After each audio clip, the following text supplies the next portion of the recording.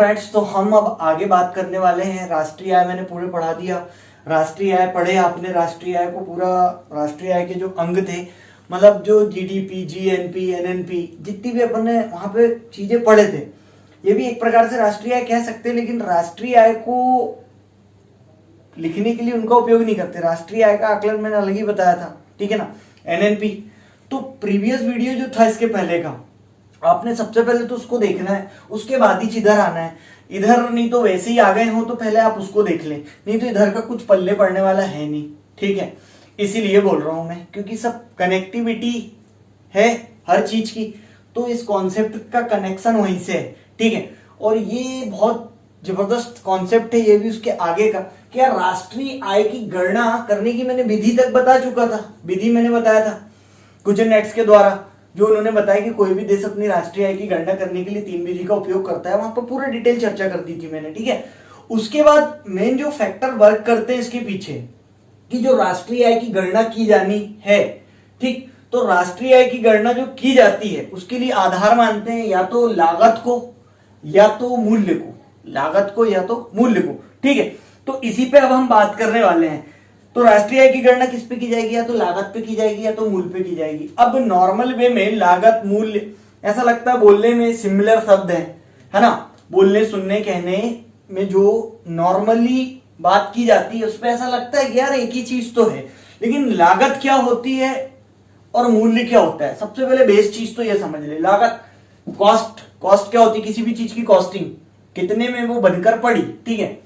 मूल्य प्राइस, तो simple way में समझ लो, लागत क्या होती है, उत्पादक को उत्पादन में लगा व्यय। यदि कोई भी चीज का उत्पादन किया जाना है, इसका उत्पादन किया जाना है इस पेन का, तो इस पेन को उत्पादन करने में लास्ट में जितनी भी व्यय हुआ वो क्या हो जाएगी, जितने रुपए इसको उत्पादन करने में खर्च हुए वो क्या हो गई, इसकी लागत, ठीक। अब आप आए मेरे पास इसको खरीदने, ठीक है, तो मैंने जितनी मेरी लागत लगी है उस पे मैंने मेरा क्या जोड़ा, लाभ जोड़ा, और आपको मैंने बेच दिया। जितने में आपने खरीदे, मान के चलो 8 रुपए में ये बना और 10 रुपए में आपने इसको लिए, तो 2 रुपए प्लस क्या किया, मेरा लाभ, और आपने जो लिए वो क्या हो गया, इसका मूल्य। पिक्चर क्लियर है, पहले बेस बेस, ठीक है ना। हाँ, तो यही है। अब तो इससे एक चीज तो समझ में होगी, कभी भी लागत क्या होगी, कम होगी। लागत हमेशा किससे कम होगी, मूल्य से। तो मूल्य हमेशा लागत से अधिक होगा और लागत मूल्य से हमेशा कम होगी। इतनी चीज को माइंड में रख लो, सबसे पहले लिख लो ये लाइन ऊपर अपनी कॉपी के नोट्स में, कॉन्सेप्ट क्लियर करना है तो, ठीक है। अब आपने देखे होंगे कोई भी जो राष्ट्र की नेशनल इनकम है, राष्ट्रीय आय है, उसको निकालने के कितने सारे तरीके बताया था मैंने, क्या बोल रहे थे, वो वाला वीडियो आपने देख लियो। बस वहीं पर आके हमको माइंड में अपने बहुत सी चीजों को सेट करना है कि एनएनपी क्या होता है, तो मैंने बताया था। एनआई को क्या कर लो आप, वो एनएनपी से प्लस कर लो, ठीक है। जो आप कहां जाके देख सकते हो वाले वीडियो में 25 से 28 मिनट के बीच में मैं 3 मिनट में वाला कॉन्सेप्ट क्लियर किया हूं, ये वाला है ना। तो वहां मैंने क्या बताया था, जिन लोगों ने पढ़ चुके हैं उन लोग सुन बस ले, उनका काम इसी में हो जाएगा। मैंने क्या बताया था कि जो आपकी एनएनपी होती है ना, नेट नेशनल प्रोडक्ट, क्या होता है, नेट नेशनल प्रोडक्ट जो होता है उसको किस पे ज्ञात किया जाता है, साधन लागत पर। किस पे ज्ञात किया जाता है, साधन लागत पर, ठीक है। क्योंकि इतनी चीज हो गई, अब उस पे क्या करते हैं अपन, एनएनपी, फिर मैंने लिखा था वहीं पे, पढ़े हो गया आपने, माइनस अप्रत्यक्ष इनडायरेक्ट टैक्स को माइनस कर देते हैं उसमें से, प्लस क्या कर देते हैं, सब्सिडी। मतलब गवर्नमेंट ने जो सब्सिडीज देके रखी हैं लोगों को, वो प्लस करना पड़ेगा कि नहीं। तो जितने रुपए की सब्सिडी दी है वो इस पे प्लस कर दो, नेट नेशनल प्रोडक्ट पे, नेट नेशनल प्रोडक्ट प्लस आपकी सब्सिडी, तो ये क्या हो जाएगी, यही एक प्रकार से इसी को क्या कहते हैं हम, नेशनल इनकम कहते हैं। ये मैंने बता चुका था, है ना। और ये जो एनएनपी है, नेट नेशनल प्रोडक्ट, ठीक, उस पे नेट नेशनल प्रोडक्ट, उसकी जो लागत है, अब लागत और मूल्य ये मैंने बता चुका हूं, तो उस पे कौन सा, ये साधन लागत, ठीक है। फैक्टर कॉस्ट एफसी वर्क करता है, इस पर ही निकाली जाती है वो, ठीक। अब ये इस पर निकाली जाती है, क्यों बता रहा। अब ये जो कॉस्ट होती है भी 2 प्रकार की होती है, एक तो साधन या फैक्टर या बाजार, ठीक है। तो एक होता है मार्केट कॉस्ट हो सकती है और एक क्या हो सकती है, फैक्टर कॉस्ट। ठीक, इन दोनों में क्या अंतर होता है इसको समझ लेते हैं अब हम। ठीक है, यहां तक समझ में आ गया आपको। अब एग्जैक्टली साधन लागत फैक्टर क्या होती है, ठीक, होता क्या है यहां पे देखना। साधन मतलब किसी वस्तु को उत्पादन करने में जितने भी साधन लगते हैं वो क्या हो जाएगी, साधन लागत। अब इसको बनाने के लिए कच्चा माल प्लास्टिक लगेगा, मजदूर लगेंगे, है ना, बिजली लगेगी, जहां जिस जगह पे बना रहा किराया लगेगा। अब मैंने इसको बनाने के लिए ऋण लिया था तो ऋण पे मेरे को क्या देना पड़ेगा, ब्याज। ठीक, इतने सारे फैक्टर लगे। अब मैं बना रहा हूं तो मैं इस पे लाभ भी लूंगा, 2 रुपए जो लाभ लिया था, ठीक है ना। इसी को क्या कह सकते हैं आप, फैक्ट्री प्राइस भी क्या कह सकते हैं, फैक्ट्री प्राइस भी इसको कह सकते हैं। ठीक है, तो ये जो है ये मिलकर क्या हो जाती है आपकी साधन लागत। कि ऐसी वस्तु पूरे देश में ऐसी वस्तु बनाने के लिए इतने प्रकार की चीजें लगेगी, तो ये इसी पर ज्ञात किया जाता है आपका क्या, एनआई। ठीक है, सिंपल शब्दों में समझना, हमको कॉन्सेप्ट बेस क्लियर करना है इसलिए। ठीक, पक्का। अब देखो एक क्या होती है बाजार कॉस्ट। ठीक है, मार्केट कॉस्ट, एमसी। ठीक, मार्केट कॉस्ट क्या होती है, एक तो साधन या फैक्टर कॉस्ट हो गई और एक ये होती है, 2 प्रकार की होती है। इसमें से किसका प्रयोग करती है भारत सरकार, इसका प्रयोग करती है। ठीक है, एक होता है बाजार। देखना ये जितना भी हुआ ना आपकी साधन लागत जो होती है, साधन लागत पे क्या प्लस कर दो, इनडायरेक्ट टैक्स। क्या, इनडायरेक्ट टैक्स, अप्रत्यक्ष कर। ठीक, तो जैसे ही आपने इतनी चीजों पर एक चीज और प्लस कर दी, क्या, अप्रत्यक्ष कर, तो ये क्या बन जाता है आपका, ये बन जाती है मार्केट कॉस्ट। ठीक, तो यहां पर पिक्चर समझ में आई कि क्या है ये, मैं जो चीज बताना चाह रहा था वो क्लियर हो गई आपको। तो 2 चीज मैं बताना चाह रहा था, ठीक, यहां से निकलकर ये आ गया। अब आप देखो तो किसी भी जो देश है, ये 2 चीज बताया मैंने, एक ये और एक ये समझ में आया। इसको निकालने के लिए कुछ नहीं करना है, आपकी जितनी भी साधन लागत है उस पे क्या कर दो, इनडायरेक्ट टैक्स को प्लस कर दो, तो आपकी क्या निकल के आ जाएगी, ये। ठीक है, एकदम सिंपल ही। ठीक, एक रिवाइंड मार के देख लो अभी भी। फिर देश की जीडीपी, जो भी देश है उसका ग्रॉस डोमेस्टिक प्रोडक्ट है। इस प्रकार से इसमें एक वर्ष में 2 लागत पर निकाल सकते हैं, एक वर्ष में 2 उस पे क्या कर सकते, निकाल सकते हैं हम। ठीक, पक्का समझ में आ गया, कैसे 2, या तो इस पे निकाल लो या तो इस पे निकाल लो, लेकिन किस पे निकाले, बात तो यही है। हमारी सरकार किस पे निकाल रही है, भारत सरकार इस पे निकाल रही है। देखो साधन लागत पर जब भी निकालोगे तो तुम्हारी जीडीपी क्या आएगी, कम आएगी, और बाजार पे निकालेंगे हम तो हमारी जीडीपी कैसी आएगी, ज्यादा आएगी। ठीक, तो जीडीपी को कम दिखाना है कि ज्यादा दिखाना है उस पर डिपेंड करता है। लेकिन हमारी गवर्नमेंट क्या करती है, साधन लागत पर निकालती है। और क्यों, हमारी गवर्नमेंट इसी पे निकालती है, इसी पे वर्क करती है। ठीक है, अब होता क्या है यहां पे देखना, ऐसे एक वर्ष में हम 2 लागत से हम क्या कर सकते हैं, जीडीपी निकाल सकते हैं। तो हमारी गवर्नमेंट साधन लागत पे वर्क करती है, किस पे वर्क करती है, इस पे। तो हमारी जीडीपी पे क्या, इसका काम है। क्लियर है, पिछले कॉन्सेप्ट पे बेस्ड है पूरी की पूरी चीज। ठीक है, पिछले वीडियो में मैंने लास्ट पे लाके बहुत सी कुछ चीजें समझाया था। ठीक है, उसी की डिटेल पॉइंटिंग है। ठीक है, पूरे डिटेल बता रहा हूं मैं, ठीक, ताकि और अच्छे से समझ में आ जाए। वहां पे मैंने बहुत कम शब्दों में लास्ट के 3 मिनट में बहुत सारी चीज पूरी बता चुका था, लेकिन उसी का ही डिटेल है।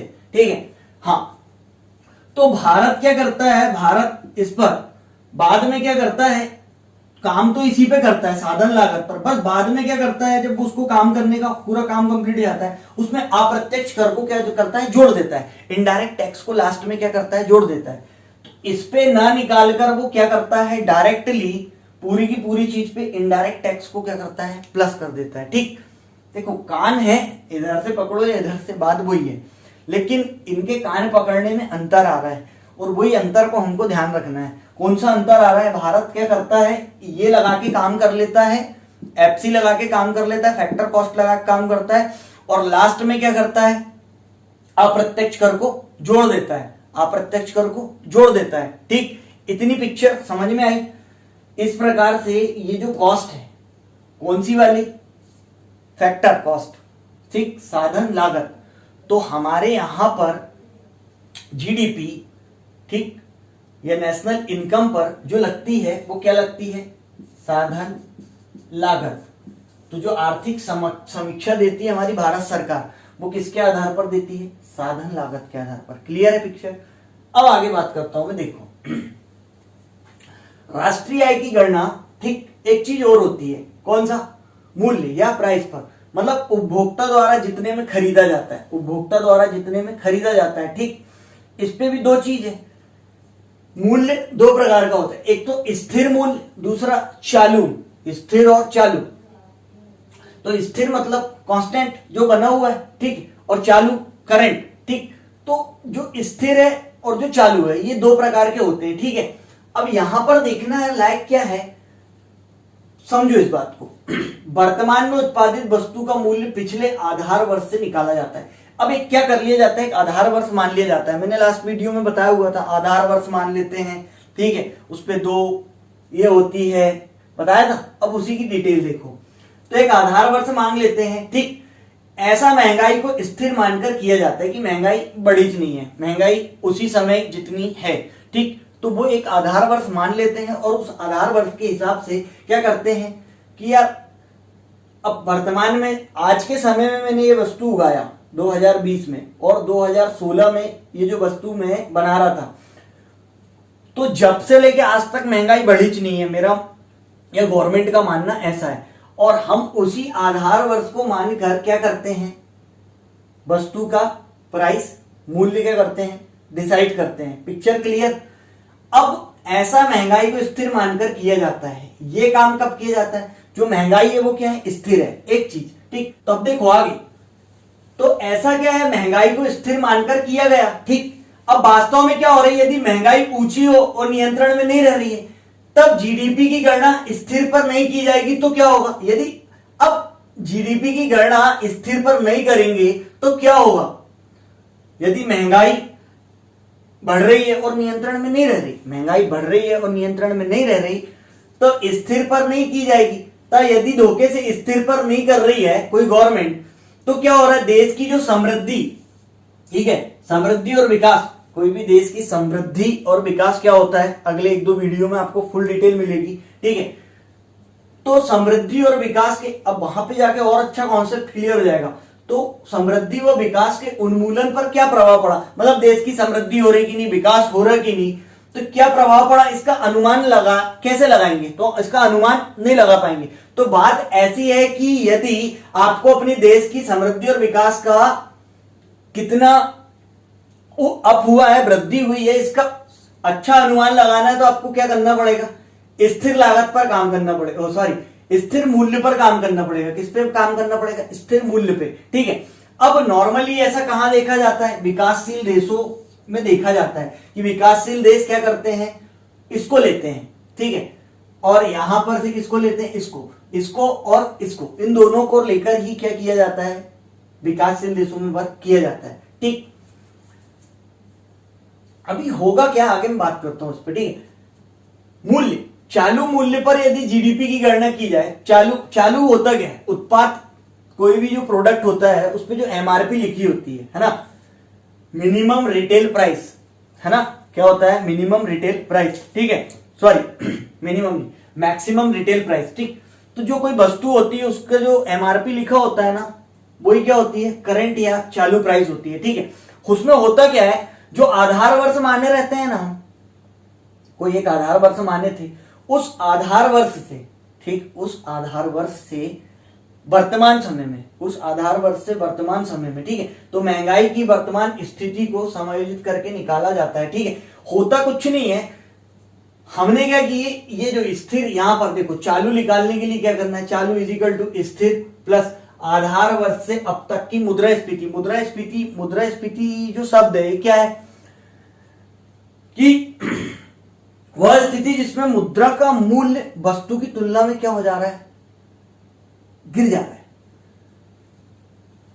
ये पहले आप 5 में खरीद ले रहे थे, अब आप 5 लेके आ रहे हो, तो मैं ये नहीं दे रहा हूं, क्यों, क्योंकि क्या हो रहा है, आपके उस 5 रुपए की जो कीमत है, मुद्रा की जो कीमत है, 5 रुपए की जो कीमत है, इस वस्तु के मूल्य की तुलना में क्या हो गई, कम हो गई। मतलब कि इसका रेट अब कितना हो गया, 10 रुपए हो गया, ठीक है। तो मतलब क्या हुआ, अल्टीमेटली समझो एक बात को, तो महंगाई बढ़ गई, ठीक। तो महंगाई क्या हुई, बढ़ गई। तो आधार वर्ष से अब तक की मुद्रास्फीति जितनी भी हुई है उसको क्या कर देंगे हम, जितनी महंगाई बढ़ी है, ठीक है, उसको क्या मार दो प्लस, किस पे, स्थिर पे, जो हमारा स्थिर प्राइस था, ठीक, स्थिर प्राइस निकाले थे हमने, उस पे क्या प्लस कर दो, वो मुद्रास्फीति आधार वर्ष से अभी तक की जितनी महंगाई ऐसा लग रहा है आपको कि बढ़ी है, ठीक। तो वो लिख के क्या लिख दोगे आप, एमआरपी डालते हैं। तो कभी भी देखा होगा आपने, एमआरपी पे चीज ना खरीदे करके क्यों बोलते हैं, क्या रीजन है उसके पीछे, तो क्या रहता है, वो आधार वर्ष से आकलन किया जाता है और उतना उतना क्या कर दिया जाता है, एक्स्ट्रा ऐड किया जाता है, ठीक। तो ऐसी कहानी होती है इसकी। तो महंगाई की वर्तमान स्थिति को समायोजित करके निकाला जाता है। महंगाई की वर्तमान स्थिति क्या हो गई है उसको क्या कर देते, समायोजन, जोड़ देना, समायोजित, मिला देना, मिलाकर क्या कर लिया जाता है, चालू को निकाला जाता है, ठीक। अब ये वाला काम कौन करते हैं, विकसित देश। विकसित देश जब अपनी नेशनल इनकम निकालते हैं तब राष्ट्रीय आय की गणना करने के लिए कौन सा आधार लेते हैं, तो मूल्य आधार में कौन सा, चालू मूल्य आधार कौन लेता है, विकसित, ठीक। और यहां से कौन सा लेगा, मार्केट प्राइस, ठीक। ऐसे ही विकासशील जब काम करेगा तो कौन सा लेता है, स्थिर और साधन, ठीक। तो वित्त मंत्रालय जो अपनी आर्थिक समीक्षा रिपोर्ट देता है वो क्या करता है, साधन लागत और स्थिर मूल्य पर ही बनाता है, क्लियर है। अब हमारे यहां पर जो हम नेशनल इनकम बनाते हैं, ठीक है, नेशनल इनकम राष्ट्रीय आय जो होती है, मैंने बता चुका था क्या होती है, कैसी होती है, उस पर क्या क्या चीजें जुड़ती है। प्रीवियस वीडियो देख के इसको देखें, पूरा की पूरा फिक्स हो जाएगा, ठीक है ना। समझ में आया मेरी बात में क्या कहना चाह रहा था। तो पिक्चर यहां पर आकर क्या हो जाती है, इसकी क्लियर हो जाती है, ठीक। तो यहां तक के था ये वाला कॉन्सेप्ट राष्ट्रीय आय की गणना का, ठीक है। वो अब मिलते हैं अपन नेक्स्ट वीडियो में। यहां तक की ये कॉन्सेप्ट क्लियर हो गया है। Okay, thank you so much, tata bye bye.